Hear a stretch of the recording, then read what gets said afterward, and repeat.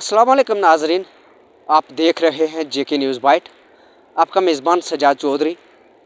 मैं मौजूद हूँ इस वक्त सुरनकोट के ब्लॉक लसाना के गांव धुंदक में। आप जानते ही हैं आज सुबह जम्मू पुंछ नेशनल हाईवे पे एक लैंडस्लाइड हुआ था। धुंदक मकान मालिक मौजूद हैं, इनसे बातचीत करने की कोशिश करेंगे। आपका नाम? मंजूर हुसैन। ये सुबह रात को बारिश थी, सुबह स्लाइडिंग हुई तो ऊपर से पस्सी आई नीचे तो मकान दब गया, पूरे का पूरा डैमेज हो गया। तो आपने किसी से गुहार लगाई? हमने किसी से अभी नहीं लगाई, FIR कराई है थाना सुरनकोट में। तो आए थे इधर, पटवारी भी आया था, तो और कोई नहीं आया। तो आप क्या कहना चाहते हो, क्या मांग करना चाहते हो? हमें इसका मुआवजा मिलना चाहिए, हमें इसका मुआवजा मिलना चाहिए। हमारा पूरा लॉस हो गया, अंदर सामान भी था काफ़ी, जी, बर्तन बेड सब कुछ सामान था, सब लॉस हो गया, मकान भी लॉस हो गया। इधर बस 1-2 दिन में आने वाले थे हम। जी। हाँ, हम यही कहना चाहते हैं कि हमारा ये नुकसान हुआ है, हमारा रकबा भी नुकसान हुआ है।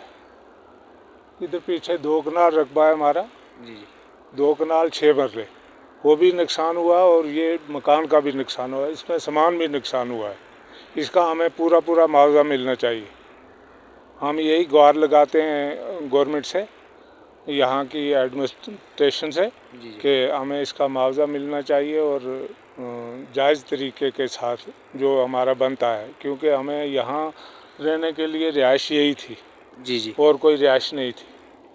रिक्वेस्ट है एडमिनिस्ट्रेशन से कि हमें इसका मुआवजा पूरा दिया जाए। तो आप DC साहब से और गवर्नर साहब से क्या करें? DC साहब और गवर्नर साहब से भी हम ये रिक्वेस्ट करना चाहते हैं कि हम गरीब आदमी हैं, हमारे पास यही है जो कुछ है, और कोई ज़राए नहीं है, तो हमें पूरा मुआवजा इसका दिया जाए।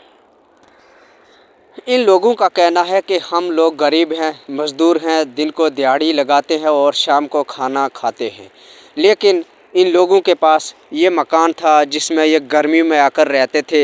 ये मकान बिल्कुल डैमेज हो चुका है। इसके अंदर सामान भी था, जो सामान इस वक्त इस मलबे के नीचे दब चुका है।